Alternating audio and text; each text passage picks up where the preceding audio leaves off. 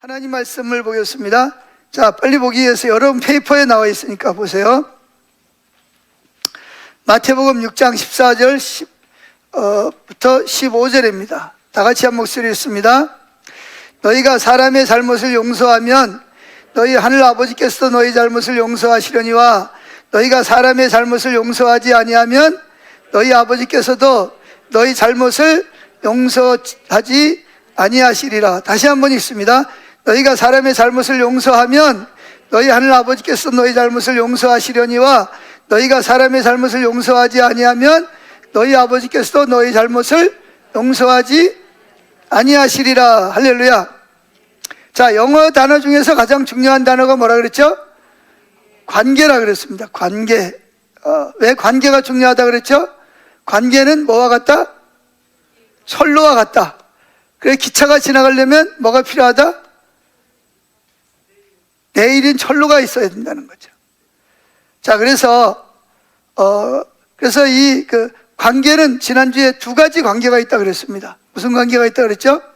하나님과 나와의 관계가 있어요. 두 번째는 그 관계 안에서 나와 또 다른 사람과 이웃과의 관계가 있습니다. 아멘. 물론 뭐 여러 가지 관계가, 자연과의 관계도 있고 여러 가지 관계가 있지만 제가 말씀드리려고 하는 것은 이제 관계 중심 전도입니다. 그 큰 틀은 관계 중심 따라합시다. 관계 중심 전도. 그러니까 관계라는 철로를 통해서 뭐가 들어간다?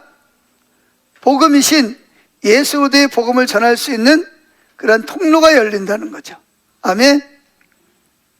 자, 예수님께서는 사도행전 1장 8절 거기 보면 뭐라 했습니까? 오직 성령이 너에게 임하시면 너희가 권능을 받고 예루살렘, 온 유대, 사마리아 땅끝까지 이르러서 내 증인이 되리라 이렇게 말씀했죠. 자, 그러면 여기서 여러분은 다 성령 받았습니까? 안 받았습니까? 자, 성령 받은 사람은 다 뭐 해야 된다? 그렇죠. 가까운 곳에서부터 어디까지? 잘 모르는 사람까지 복음을 전해야 된다. 그런 이야기입니다. 이게 우리가 해도 되고 안 해도 되는 게 아니라 성령 받은 사람은 누구나 다 필수적으로 하게 되어 있습니다. 그런데 여기 중요한 것은 복음이 어디서부터 올라간다고요? 예루살렘. 여기서 말하는 예루살렘은 누굴까요? 예루살렘은 가족입니다. 가족. 제일 가까운 사람이 누구죠? 가족이죠. 두 번째 가까운 사람이 누구예요? 뭐 친척, 친족이죠. 세 번째는 누구예요? 친구. 또 누가 있을까요? 직장 동료나 또는 뭐예요? 학교 친구, 아까 친구를 이야기했으니까. 하여튼 또 누가 아는 사람. 그 다음에 누구까지? 모르는 사람이까지 뭘 해야 된다? 복음을 전해야 되는데 복음은 뭘 타고 간다? 관계를 통해서 복음이 증거된다는 거예요. 따라합시다. 관계를 통해서 복음이 흘러간다.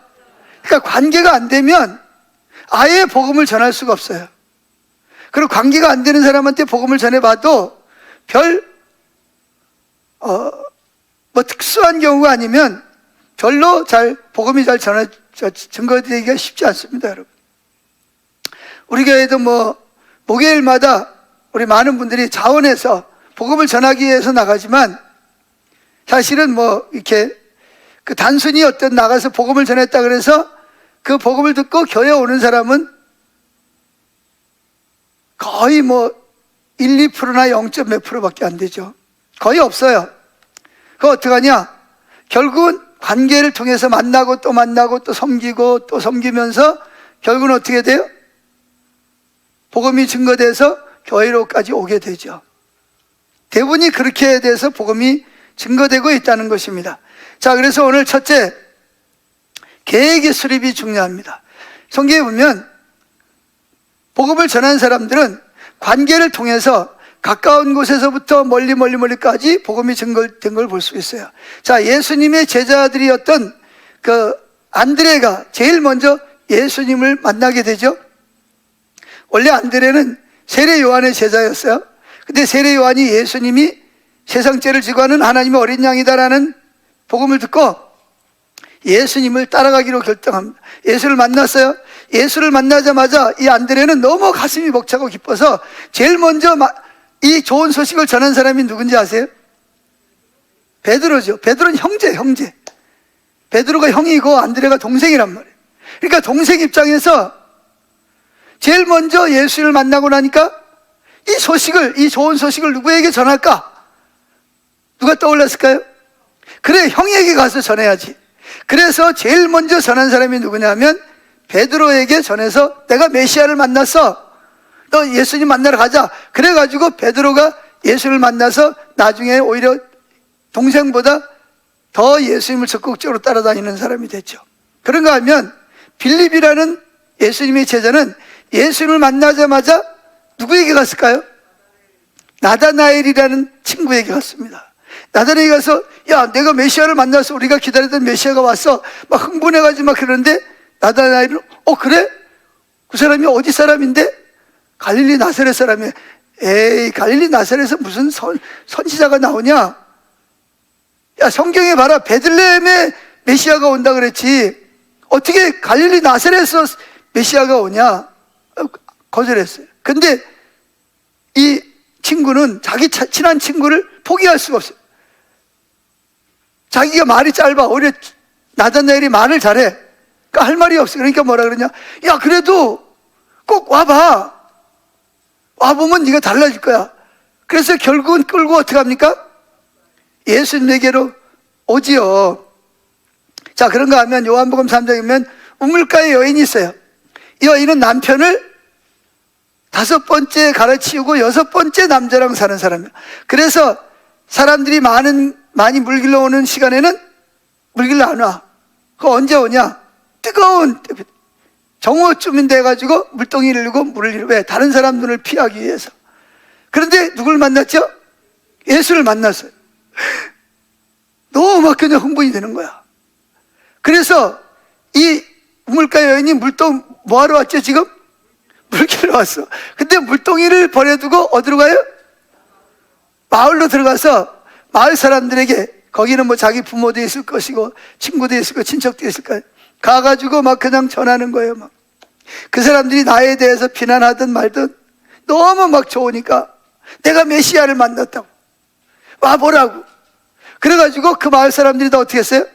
다 예수님에게 와서 예수님을 모시고 와서 그날 밤에 주무시면서 말씀을 듣죠. 그래서 결국 다 예수를 믿게 됐어요. 이렇게 예수를 믿는 사람들은 대부분이 예수를 만나자마자 누구에게 예수님을 전했어요? 가족, 친척 또는 친구 또는 자기가 아는 사람들에게 복음을 전했단 말이에요. 초대교회를 보면 예수를 만나고 나서 전혀 모르는 사람에게 가가지고 복음을 전하는 사람은 거의 없어요. 나중에 이제 땅끝까지 가라 그래서 여기저기 가긴 하지만 이렇게 예수를 만나서, 그런가 하면 옷을 벗어 던지고 미쳐가지고 말이죠. 옷을 다 벗어버리는 거예요. 그리고 막 그냥 돌을 가지고 자기 몸을 막 찧어. 그리고 온몸에 막 상처가 나고, 그리고 막 소리를 막 지르고. 그래서 어떤 사람이 그 길로 지나가면 막 쫓아가가지고 막 엎어놓고 막 그냥 폭행을 막 하고 막 그래가지고 아무도 그 길로 지나갈 수가 없어요. 그리고 이 사람은 사는 곳이 어디냐? 무덤 있는 곳에 사는 거야. 그런데 마침 거기 누가 오시죠? 예수님이 거기를 오십니다. 그래서 그 거라사 귀신 들린 사람에게 귀신을 어떻게 했어요? 군대 귀신을 예수님 쫓아내셨어요. 그래서 이제 이 귀신 들렸던 사람이 정신이 온전해져가지고 옷을 입고, 그리고 이제 예수님 앞에 앉아 있습니다. 그래서 이 사람은 너무 감격한 거야. 그래가지고 예수님에게, 예수님, 제가 예수님을 따라가겠습니다. 그랬더니 예수님이 뭐라 그러죠?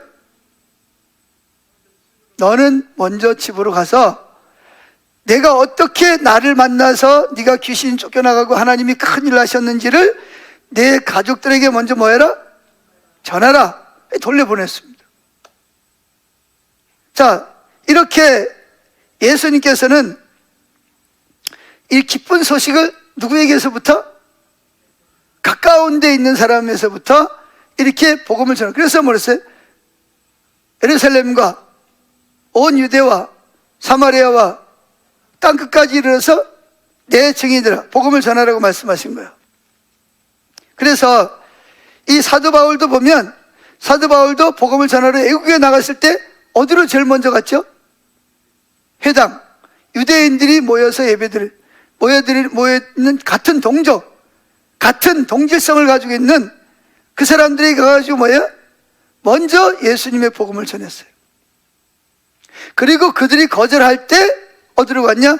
이방인에 가가지고 복음을 전해요. 모르는 사람에 가서 복음을 전하셨던 것을 볼 수가 있습니다. 자, 그게 두 번째 계획의 제시입니다. 이 오스카 담슨은 원래 오스카 담슨 박사는 원래 전도학 교수입니다. 전도학 교수인데, 그는 이제 학생들이 이제 자기 강의실에 한 60여 명이 들어왔을 때 제일 먼저 한 일이 뭐냐? 이런 둥근 그 원을 그려줬습니다. 한번 띄워주시죠, 그림을. 거기 보면 잘 보이시나요? 자, 제일 안에 누가 있어요? 자아죠. 내가 먼저 예수를 믿어야 돼. 할렐루야. 그 다음에 뭐 해야 돼요? 가족들에게 뭘 해야 되는 거예요? 내가 만난 예수님을 어떻게 해야 돼요? 전해야 되는, 기쁜 소식을 전해야 되죠. 자, 우리 여기 친구들이 있는데, 내가 만약에 학기 말고사를 봤는데 성적이 껑충 뛰었다. 기분 좋아, 안 좋아? 좋지. 그럼 누구한테 제일 먼저 전할까? 전혀 모르는 사람 붙잡고, 나 이번에 성적을, 그럴까요? 누구에게 먼저 전하겠어요? 제일 먼저 엄마 아빠에게 전하겠죠. 그러면 이 성적이 오른 것보다 더 기쁜 소식, 예수님을 알게 됐어요. 예수님을 믿고 구원을 받게 됐단 말이에요. 그럼 누구에게 이 소식을 전해야 되죠? 그건 또 답이 없네. 성적이 오르는 것보다 더 좋은 소식이 뭐예요? 나 같은 죄인을 위해서 예수 십자가에 죽으시고 예수님 내 죄를 구원하사 내가 하나님의 가족이 되고 자녀가 되는 권세를 받았단 말이에요. 이거는 여러분들이 원하는 최고의 대학을 들어가거나 최고의 취업을 하는 것보다 더 훨씬 더 좋은 거죠. 근데 이 좋은 소식을 누구에게 전해야 돼요? 먼저 부모님에게 또는 형제 자매에게 전하고, 친척에게 전하고, 친한 친구, 학생, 직장 동료, 또 아는 사람에게 이렇게 전해야 되는데, 우리는 어떻게 전하죠? 복음을? 전도하는 거는 전도지 들고 처음 만나는 사람에게 가가지고 예수 믿으세요 하는 건 잘하는데 뭐는 잘 안 해요? 가족 중에 예수 믿는 사람이 예수 안 믿는다. 그럼 어떻게 해야 돼요? 어떻게 해야 돼요? 그들이 가서 복음을 전해야 되잖아, 그죠? 친척 또는 친구, 직장 동료 복음을 전해야지. 아는 사람 복음을 전해야 되잖아요. 전하고 계시죠? 예? 예, 복음을 전해야 됩니다. 그리고 이제 모르는 사람에게도 복음을 전해야죠. 그런데 이제 우리는 대부분이 뭘 힘들어하냐 하면, 모르는 사람에게 가가지고 예수 믿으세요 하고 전도해주고 복음을 전하는 거는 원하는데 누구한테는 안 가려고 그래? 가족이나 친척이나 친구나 직장 동료에게는, 또 아는 사람에게는 가서 예수님을 믿으라고 전하기가 어려워요. 왜 그럴까요? 왜 그럴까요? 이유가 뭘까요? 그 이유는 관계가 깨졌거나 관계가 잘 되지 않기 때문에 그러는 거예요. 내가 예수 믿는 사람답게 하나님과 올바른 관계 속에서 하나님의 방법대로 사람들을 대하지 않고, 누구 방법대로? 내가 내 방법대로, 내가 하고 싶은 말 하고, 내가 하기 싫으면 안 하고, 내가 내 삶의 주인이 돼서 내 방법대로 다른 사람과 관계를 맺어왔단 말이에요. 그러니까 그 내 방법대로 관계를 맺었던 사람들에게 가서 갑자기 변화돼가지고 예수님의 방법대로 복음을 전하면 이 양심에 꺼리끼는 거야. 저 사람이 내가 이런다고 해서 복음을 듣겠나? 그런데 여러분이 알아야 할 것은 하나님께서는 우리에게 이 원 안에 있는 가족부터 시작해서 모르는 사람에게까지 모든 사람에게 뭘 전해야 돼? 우리가 만약에 구원을 받고 성령을 받았다면 우리는 이들에게 다 복음을 전해야 된다는 것입니다. 아멘? 전해야 됩니다. 그런데 우리가 가족이나 가까운 사람에게 복음을 전하는 것이 편한 것이 아니라 전혀 모르는, 저 사람이 내가 누군지도 몰라, 내가 어떻게 사는지도 잘 몰라, 그러니까 그런 사람들에게 가서는 편하게 예수 믿으라고 전도를 하지만, 그러나 내 주변에 가까운 사람들에게는 내가 예수를 믿고 구원을 받았는데 너무 좋다, 너도 예수 믿고 구원받아, 이렇게 복음을 전하는 것을 어려워한다는 거죠. 그래서 이해가 안 되잖아요. 그죠? 아니, 내가 정말 좋다면, 내가 진짜 구원받고 그 기쁘다면 어떻게 그 기쁜 소식을 가족에게 전하지 않을 수 있으며, 어떻게 친척에, 친한 친구에게, 동료에게 어떻게 전하지 않을 수 있겠냐는 거죠. 왜 전혀 모르는 사람에게 가지고 전도하는 거를 편하게 생각하고 그 일을 선택하냐는 거예요. 물론 전혀 모르는 사람에게 예수 믿으라고 복음 전하는 것이 잘못은 아니에요. 우리 그들에게도 복음을 전해야 돼요. 근데 문제는 왜 우리는 가족이나 친구, 친한 친구나 친척이나 또 직장 동료나 그런 사람에게는 왜 복음을 전하지 못하냐는 거예요. 이게 바로 뭐냐면 올바른 관계를 맺지 못하고 있기 때문에 그렇다는 것입니다. 자, 그래서 여기 이제 톰슨 박사가 이제 자기가 있는 신학교에서, 교수로 있는 신학교에서 학생들에게 전도학을 강의를 합니다. 전도학을 강의를 하면서 지금 제가 말씀드린 이야기를 하는 거죠. 왜 여러분은 지금 여기, 여러분은 전도를 하고 또 지금 전도학 강의를 들으러, 내 강의를 들어 여러분이 여기 왔지만 여러분은 대부분이 가까운 가족이나 친척이나 친한 친구나 직장 동료나 아는 사람들에게는 복음을 전하는 걸 편하지 않고 오히려 모르는 사람에게 가서 복음을 전하는 것을 편하게 생각하고 그러기 위해서 여기 온 거 아닙니까? 라고 말을 했어요. 자, 그러면서 이제 복음을 했는데, 그 중에 이제 어떤 다른 신학교에서 이 톰슨, 박사에게 와서 우리 학교에 와가지고 저녁 때 좀 전도학을 좀 한 두 타임 정도 강의를 해주면 좋겠다. 그래서 초청을 받았습니다. 그래, 이제 갔어요. 가서 이제 그런 식으로 이제 강의를 시작을 합니다. 여러분들이 오늘 여기에 온 이유 중에 하나는 가족이나 친척이나 친구나 또는 아는 사람들에게, 직장 동료에게 복음을 전하려고 여러분들이 여기 온 게 아니고, 여러분들은 여기에서 어떻게 전도를 할까를 배워서 결국은 그 사람들이 아닌 그 사람을 뛰어넘어서 맨 끝에 모르는 사람에게 가가지고 복음을 전하기 위해서 여기 온 거 아닙니까? 그리고 그 이유는 여러분들이 그런 관계가 끼어져 있기 때문에 그들에게 복음 전하는 것을 양심적으로 편치 않고 두려워하고 있는 것이 아닙니까? 라고 이제 강의를 했습니다. 그때 여러분 이제 여기에 올라와서 가만히 보면, 여러분들의 얼굴을 보면 저분이 지금 하나님을 경외하는 마음을 가지고 말씀을 경청을 하는지, 아니면 조는지, 딴 생각하는지, 아니면 내가 어떤 설교를 할 때 그 설교를 통해서 마음에 안 드는 거죠.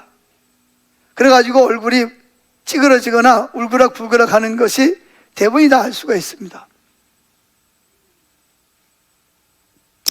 근데 이제 이 톰슨 교수가 이제 그런 식으로 이야기를 했더니 저 뒤쪽에 앉아있는 어떤 숙녀분이 앉아있는데, 우리 전까지 잘 듣더니 갑자기 얼굴이 막 이그러지는 거예요. 저분이 쓸개에 문제가 있나?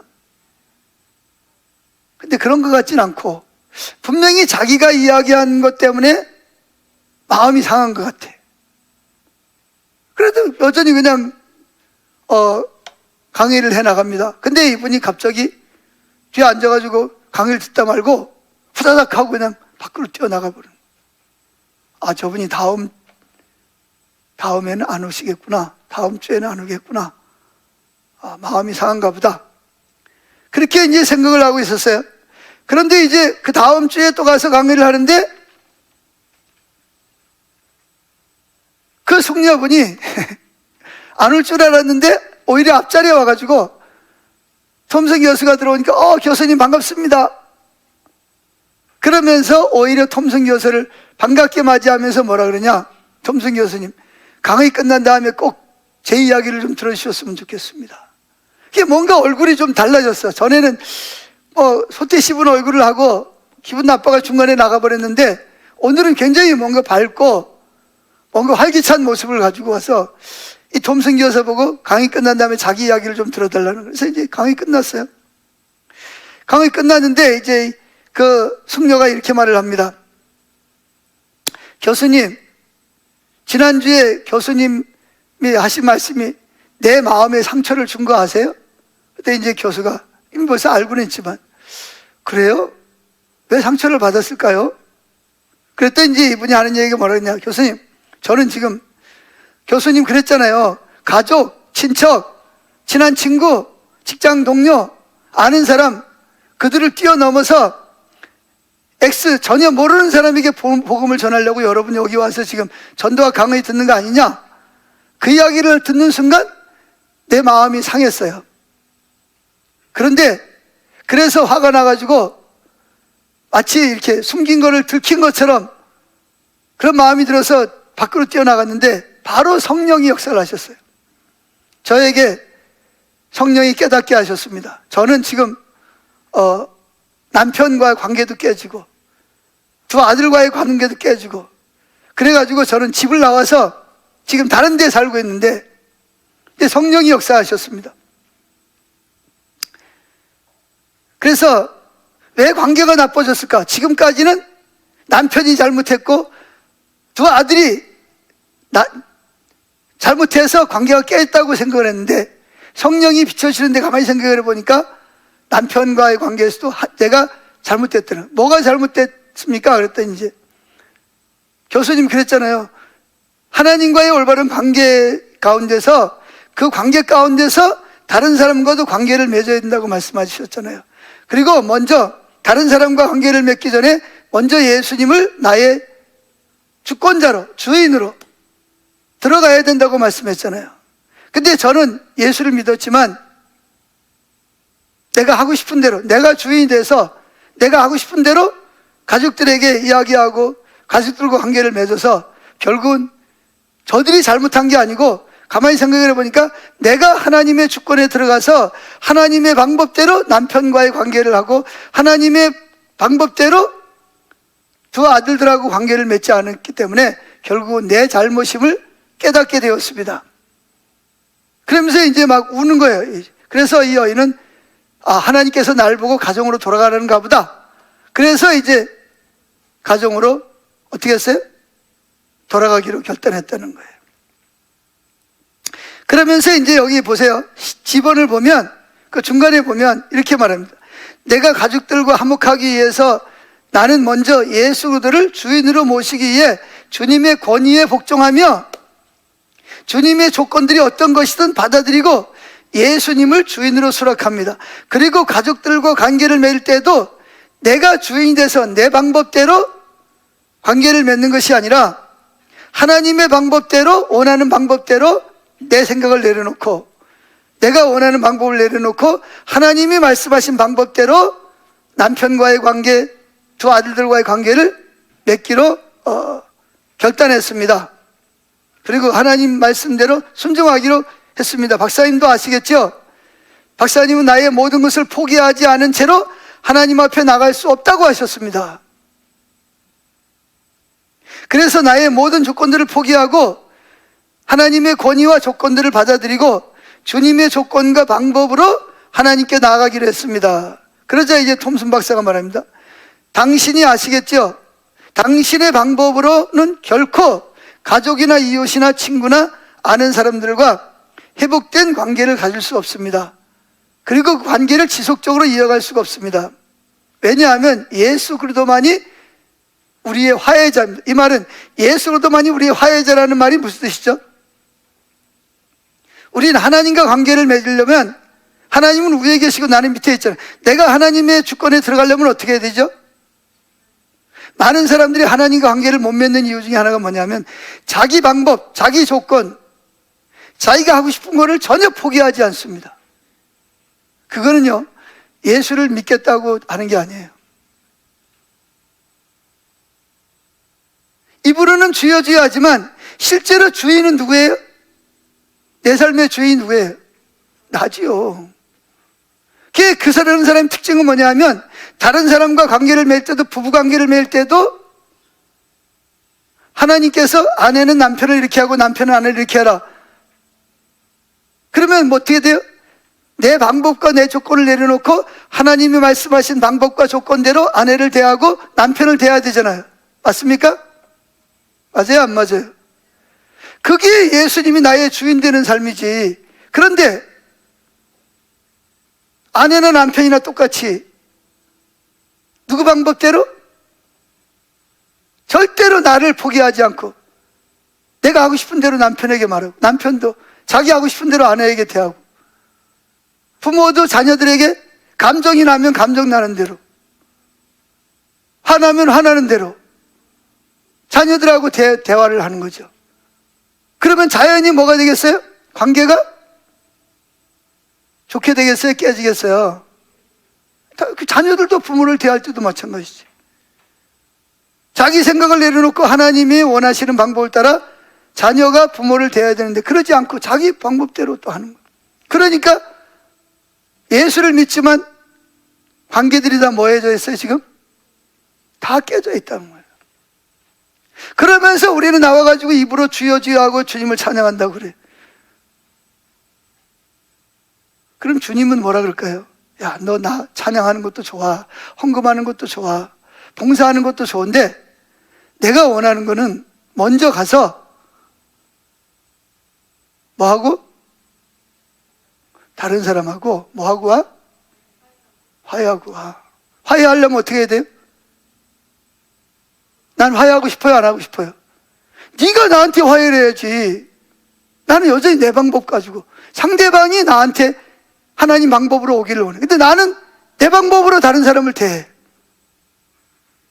그러면서 교회 와서 주여 주여 하고 찾아요. 그러니까 무슨 관계가 지금 안 되고 있는 거죠?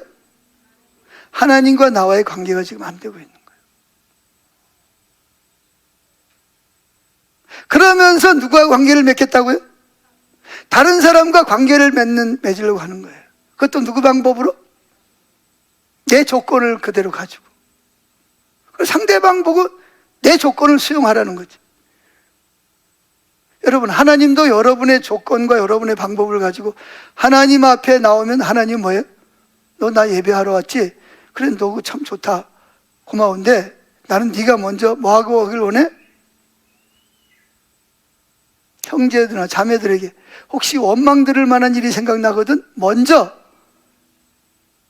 예배가 먼저가 아니라 네가 먼저 가서 뭐하고 와? 화해하고 와. 그러니까 화해하는 것 자체가 뭐냐? 내 방법대로 화해하는 게 아니에요.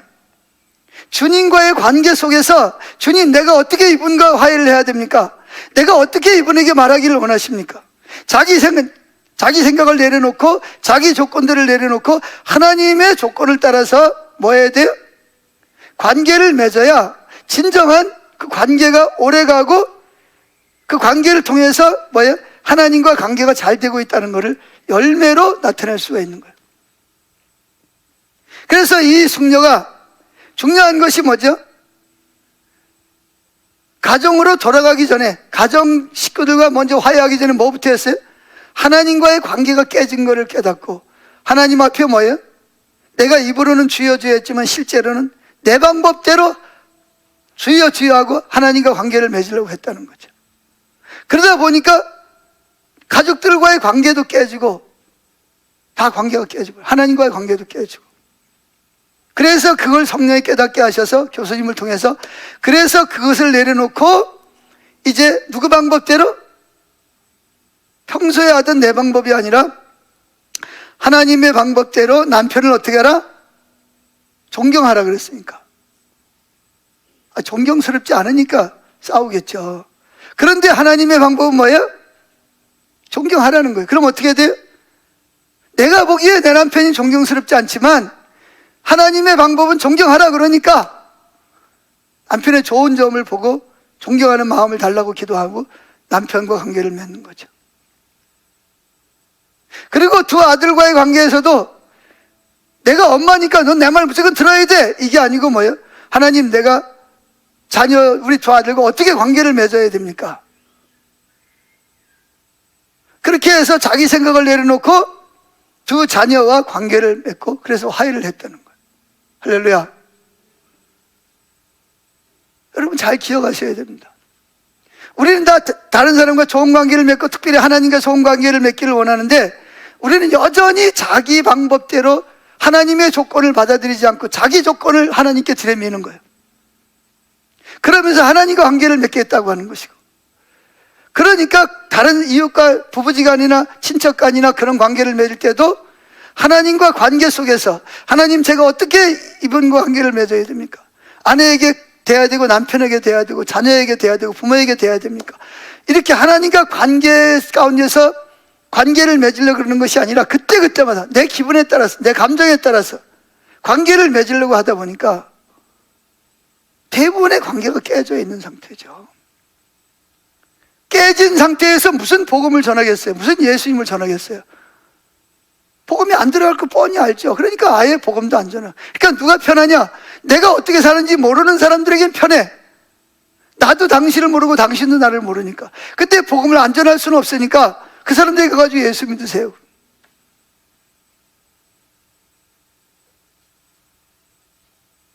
많은 노력과 물질은 들어가는데 열매는 없는. 물론 그걸 하지 말라는 게 해야 됩니다. 그렇게 해서라도 알려야 돼. 그러나 중요한 것은 이 숙녀처럼 먼저 하나님과의 관계를 맺기 위해서 하나님의 조건을 받아들이고 내 조건과 내 방법을 내려놓고 주님 안에 들어가야 됩니다. 그래서 여러분 에베소서에 보면 주님 안에 그런 말이 우수하게 나옵니다. 교회들에게 하시는 말씀. 그때 당시에는 당연히 예수 믿는 사람들은 하나님의 주권 안에 들어가는 것을 전제하고서 말하고 있는 거예요. 근데 우리는 오늘날의 대부분의 그리스도인들은 실제로 하나님의 조건을 안 받아들입니다. 벌겋게 자기 조건, 자기가 안 내려, 우리 학생들도 자기를 내려놓는다. 아까 마지막 담비가 얘기할 때 내가 나를 내려놓으니까 하나님이 역사하기 시작을 했다. 왜 하나님이 역사를 안 하는지 아세요? 하나님과 관계가 안 되는. 왜 안 되는지 아세요? 왜 안 될까요? 내 생각, 내 방법, 내 조건이 안 내려지는 거예요. 그러면서 입으로는 주여 주여 하는 거예요. 주님 우리를 영접하지 할 수가 없어요. 그분은 주권자인데. 그래서 이 숙녀분이 그렇게 자기 조건을 내려놓고 먼저 예수님과의 관계를 바로 하고 그리고 돌아가서 하나님의 방법대로 남편과 화해를 하고 그리고 두 아들들과 관계를 회복했어요. 그때 무슨 일이 생겼냐? 가까운 아는 사람에게 복음을 전해야 되겠다라고 하는 소심증이 사라졌다는 거예요. 이렇게 복음이 증거되는구나. 그러면서 이제 남편에게 복음을 전하고 아들들에게 복음을 전하기 시작을 했다는 거예요. 그러면서 마음속에 모르는 사람에게 가서 복음을 전하려고 그 신학교 가서 강의를 듣던 그 소심증이 깨졌다 그러면서 이 오스카 톰슨 박사에게 자기가 경험한 하나님 이야기를 나누는 거예요. 그래서 이 톰슨 교수가 뭐라 그러냐? 그게 바로 하나님이 하시는 방법입니다. 여러분 여기에 정말 중요한 진리가 있습니다. 우리는 먼저 하나님과의 관계가 제일 중요합니다. 근데 하나님은 위에 계세요. 난 밑에 있습니다. 그럼 내가 이 안에 들어가야 됩니다. 들어가려면 어떻게 해야 돼요? 하나님의 조건이 뭐든지 받아들여야 되고, 내 조건을 뭐 해야 돼요? 내려놔야 됩니다. 그래야 하나님과의 관계를 맺을 수가 있어요. 근데 오늘날의 많은 기독교인들은 자기 조건, 자기 방법을 그대로 가지고 하나님의 조건도 수용 안 합니다. 오히려 내 조건을 갖다가 하나님이 수용하고 받아들이도록 하나님께 뭐예요? 밀어붙이는 식으로 하는 거예요. 그러니까 관계가 안 되죠. 그 관계가 안 되니까 또 뭐가 안 되냐? 부부지간에도 아내가 남편을 대할 때도 하나님의 방법으로 조건으로 아내가 남편을 대하지 않고 남편이 아내를 대하지 않습니다. 부모가 자녀를 대할 때도 하나님의 조건과 방법을 따라 자녀를 대하고, 자녀는 부모를 대할 때 자기 조건과 방법이 아니라 하나님의 방법대로 대하지 않으니까 늘 관계가 올바르지 않죠. 그러니까 뭐가 흘러가질 않아요? 사랑이 흘러갈 수가 없는 거예요. 그러니까 먼저 뭐 해야 되냐? 끊어진 철로를 고쳐야죠. 누구와의 관계에서? 하나님과의 관계에서. 그리고 사람과의 관계를 맺을 때도 내 조건이 아니라 하나님의 조건, 내 방법이 아니라 하나님의 방법으로 우리는 관계를 맺어야 되는 거예요. 그 예가 어디 있냐? 3번, 관계를 회복했을 때 나타난 증거. 오스카 톰슨이 이제 다시 신학교로, 자기 신학교로 돌아와서 이제 학생들의 가르침을, 거기서 깨달은 게 있어요. 이 숙녀를 만나면서 하나님이 뭔가 오스카 톰슨 박사에게 가르쳐 준 것이 너무나 귀해. 그래서 오스카 톰슨 박사는 자기 강의실에 돌아오자마자, 자, 여러분, 다시 시작합시다. 이미 학기가 중간쯤 지나가고 있는데 뭘 이제 어떻게 다시 시작하려? 숙제를 내줍니다. 과제물을 내줍니다. 여러분, 과제물이 뭐냐? 이 원 안에 있는 모든 사람들에게 뭘 해라? 복음을 전하십시오. 그러면서 이제 제가 지금 했던 그런 복음을 전했습니다. 그랬더니 이제 모든 그 원 안에 있는 모든 사람들, 내가 예수 믿었으니까 내 가족, 친척, 친구, 또 뭐요, 직장 동료, 또 아는 사람, 또 모르는 사람, 이 사람들은 다 하나님께서 나를 통해서 그들에게 복음을 전하게 하기 위해서 그 사람들을 내 주변에 붙여놨어요. 그들 중에는 내가 가까이 가기 어려운 사람도 있어요. 성격이 개팍한 사람도 있고, 나를 안 좋아하는 사람도 있고, 나를 싫어하는 사람도 있어요. 그런데 그들의 영혼은 뭘 바라냐? 내가 그들에게 필요를 채워주고 관계를 통해서 사랑을 베풀고 그들과의 좋은 관계를 맺어서 그들을 누구에게로? 예수님께로 인도해 주기를 기다리면서 내 주변에 지금도 살고 있다는 거예요. 그들은 기다리고 있는 거예요. 그들의 영혼은. 자, 그래서 이제 무슨 그랬냐? 이 원 안에 있는 모든 사람에게 복음을 전해야 돼. 이게 과제물입니다. 이 과제는 여러분들이 아마 예수님 오시는 날까지 과제를 해야 될 겁니다. 근데 이제 그때 막 성령이 막 역사를 하셨어요. 그때 짐이라는 학생이 있었는데, 짐이라는 학생이 번뜩 손을 들면서, 교수님, 질문이 있습니다. 아, 뭡니까? 짐 학생 하세요. 교수님은 그리스도인의 가정에 태어나서 어릴 때부터 교회를 다녔고, 그래서 신학교를 하고 목사가 될지 모르지만 저는 다릅니다. 어떻게 다릅니까? 저는 26년 반 전에 저희 아버지가 저와 저희 어머니를 버리고 어디론가 사라져 버렸습니다. 저는 올해 27살입니다. 그럼 몇 년 전에, 몇 살 때 아버지가 아들과 엄마를 버리고 달아났다는 거예요? 6개월 됐을 때 그의 아버지가 그 어머니와 아들을 버려두고 다른 길로 가버렸다는 거예요. 그런데 교수님, 그 아버지에게도 복음을 전해야 됩니까? 전해야 됩니까? 안 전해야 됩니까? 어떻게 전하죠? 하나님의 방법대로 하십시오. 그랬더니 막 우는 거예요. 교수님, 저는 우리 아버지가 살았는지 죽었는지도 모릅니다. 어디 있는지도 모릅니다.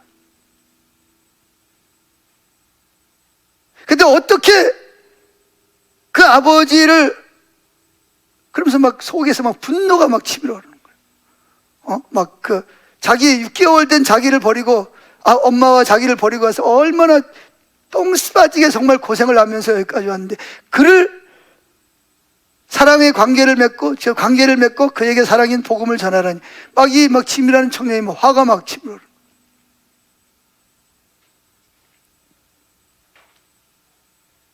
그때 이제 이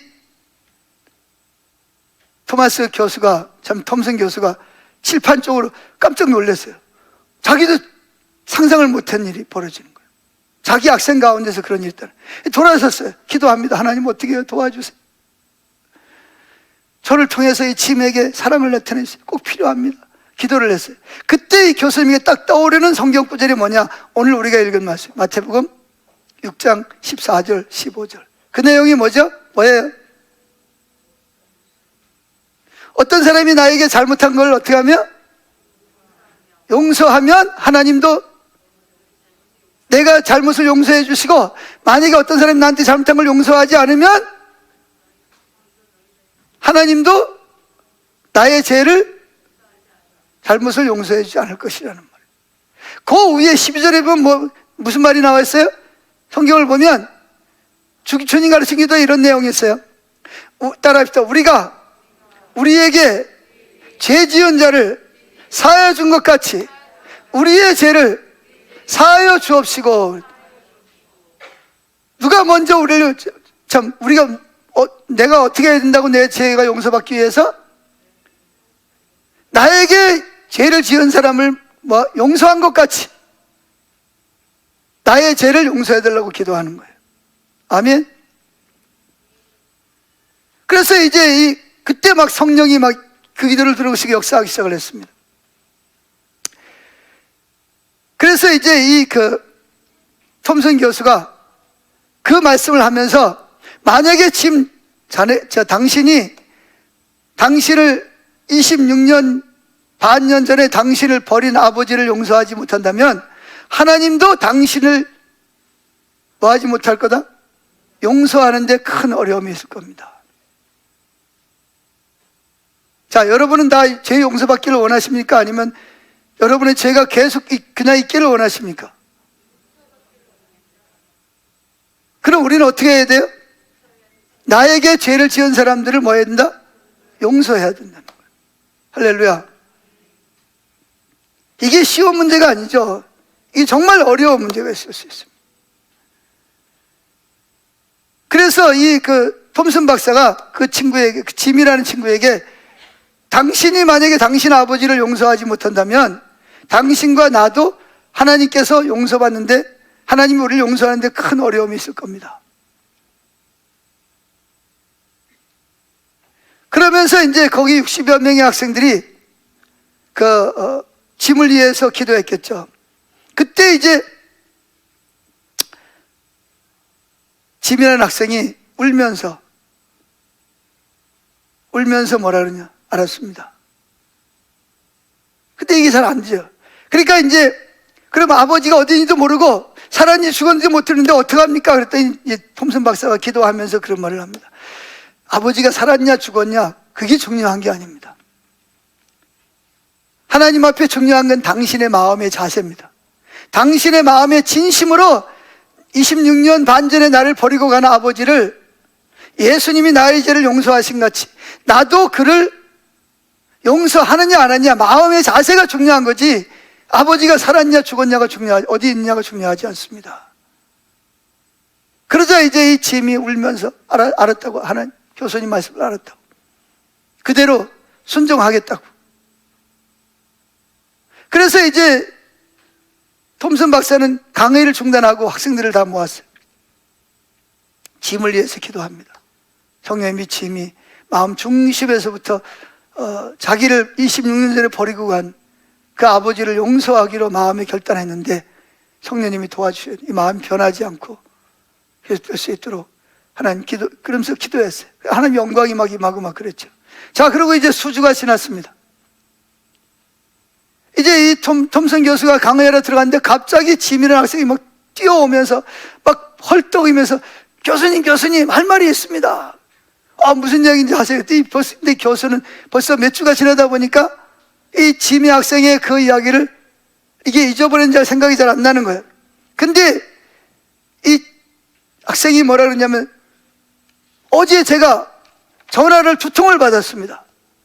한 통화는 저를 아끼고 사랑해주고 돌봐줬던 아주머니가 돌아가셨다 그러는데, 어머니 말로는 그분이 어머니 친척이 아니라 나의 친척인 저의 고모였답니다. 근데 그분이 돌아가셨다는 전화 한 통하고, 또 그 다음에 또 조금 있다가 전화가 한 통 왔는데, 뭐 남자 목소리가 전화가 걸리는, 한 번도 들어보지 못한 목소리, 전화번호도 처음 듣는 분. 근데 뭐라 그러냐면 말을 안 하는 거야. 누구세요? 누구세요? 그래서 목소리가 나오는데,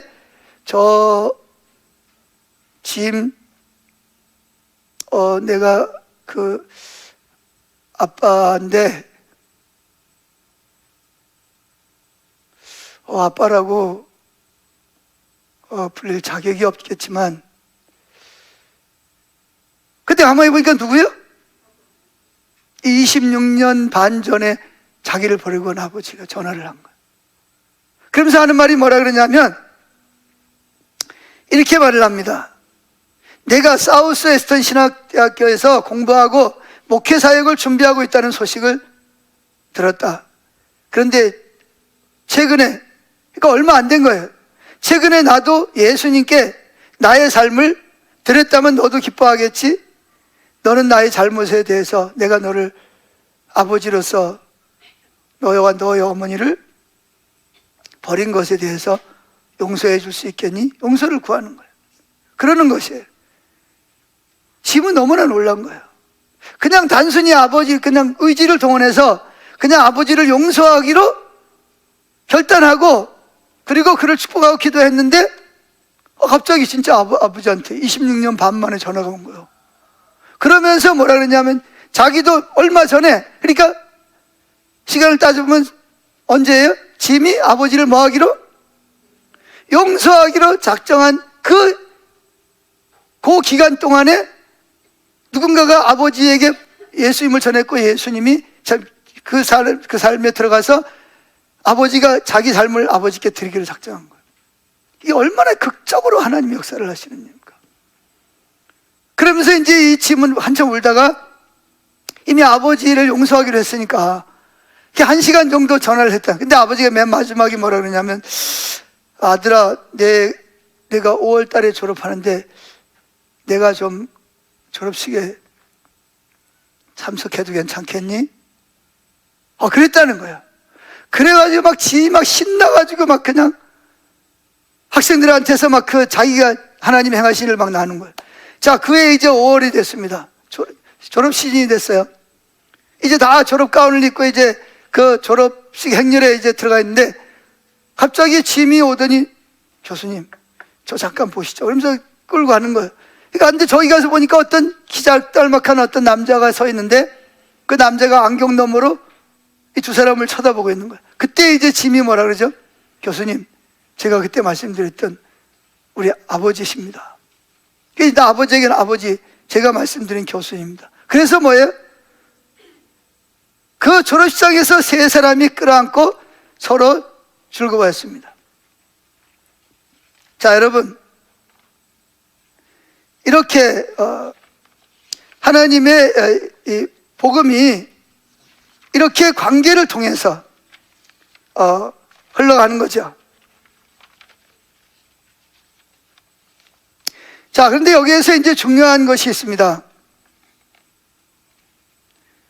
우리가 이런 사건을 통해서 이제 결론적으로 우리가 생각할 수 있는 것은,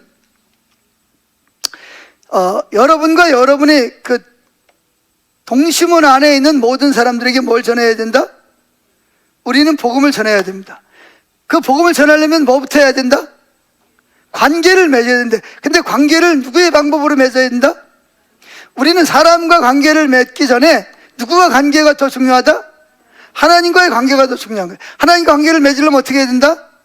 그분이 주권자이기 때문에 내 방법, 내 조건을 어떻게 해야 된다? 내려놓고 그분의 조건과 그분의 방법을 받아들이고, 그래야만 주님과 관계가 된다는 거. 첫 번째. 두 번째, 다른 사람과의 관계를 맺을 때도 누구의 관계 안에서? 하나님과 나와의 관계 안에서 하나님의 방법대로 누구와의 관계를 맺어야 된다? 다른 사람과 관계를 맺어야 된다는 거예요. 아멘? 이게 쉬운 문제가 아니에요. 그럼 어떻게 했냐? 사도 바울처럼 나는 날마다 죽어야 돼. 내 생각, 내가 하고 싶은 대로 말하지 않고, 내가 하고 싶은 대로 행동하지 않고, 내가 하고 싶은 대로 생각하지 않고, 나의 주인 되시는 그분의 주권에 들어가서 그분이 원하는 생각을 하고 그분이 원하는 말과 그분이 원하는 행동으로 부부간의 관계를 맺고, 부모와 자녀 간의 관계를 맺고, 친척 간의 관계를 맺고, 친구와 관계를 맺고, 동료와 관계를 맺어야 된다는 거예요. 아멘? 이게 이제 우리들 입장에서는 야, 이거 어렵다 이렇게 생각할 수도 있습니다. 근데 여러분, 이렇게 하나님과의 관계를 맺고 다른 사람과 관계를 맺을 때도 하나님의 방법으로 관계를 맺지 않아서 관계가 깨어졌을 때 나타나는 엄청난 결과가 있습니다. 그게 뭐냐? 성령이 자유롭게 역사할 수 없다는 거예요. 보세요. 하나님과 올바른 관계가, 하나님의 주권에 들어가서 하는 관계가 안 됐는데 하나님의 영이신 성령님이 나와 내 안에서 올바로 역사할 수 있겠어요? 없겠어요? 그리고 하나님의 방법대로 다른 사람과 관계를 맺을 때 내 개인적인 삶과 여러분의 가정과 여러분의 직장과 사업장에 또는 교회에서 성령이 자유롭게 역사할 수 없다는 거예요. 내 주변에 보면 이 심장으로 들어가는 이 혈관이 막혀서 뭐 하죠? 급히 병원에 가서 막힌 혈관을 잘라내고 스텐트라고 하는 다른 혈관처럼 생긴 것을 여기다가 박는 사람들이 많이 있어요. 심지어 우리 성교에 나오는 목사님 중에서 한 분은 6개를 박았대요. 6개를. 왜 그러죠? 뭐가 안 되는 거예요? 이게 다른 이물질이 나와가지고 혈관을 막아서 혈관이 막혀 있다는 거예요. 이 혈관이 막히면 어떻게 되냐? 뇌졸중으로 심장마비로 그냥 돌아가시는 거예요. 왜냐하면 혈액을 통해서 산소 공급과 혈액이 머리부터 발까지 쫙쫙 자유롭게 공급이 돼야 되는데 이 공급이 안 되면 그것을 잘라내고 거기다가 스탠드를 박아야 되듯이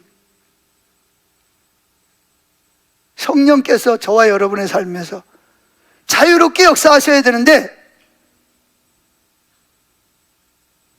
이게 성령이 역사할 수가 없는 거예요. 기도 많이 하고 봉사 많이 하고 헌신 많이 하는데 성령은 미미하게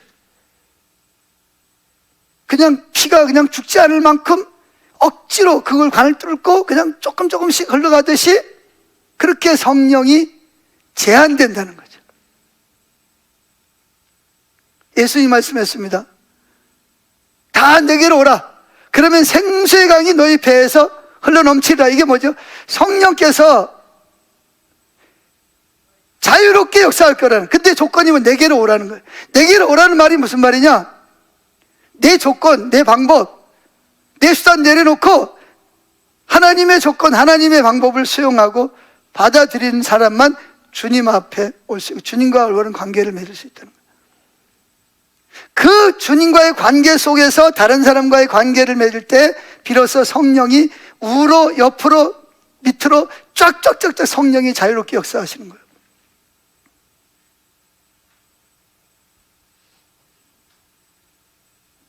근데 우리는 성령이 자유롭게 역사하기를 원하면서 우리는 하나님과의 관계도 막혀있고 그러니까 다른 사람과 관계는 더더욱이 막혀있죠.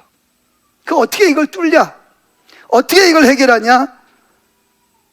하나님과의 관계를 먼저 내 조건, 내 방법, 내 수단을 내려놓고 하나님의 방법, 하나님의 조건을 받아들이고 그게 바로 내 삶을 하나님께 드리는 거예요. 두 번째, 다른 사람과 관계를 맺을 때도 내 방법, 내 유익을 위해서 관계를 맺는 게 아니라 하나님의 그분과의 관계 속에서 그분의 방법대로, 그분의 조건대로 다른 사람과의 관계를 맺어야 된다는 겁니다.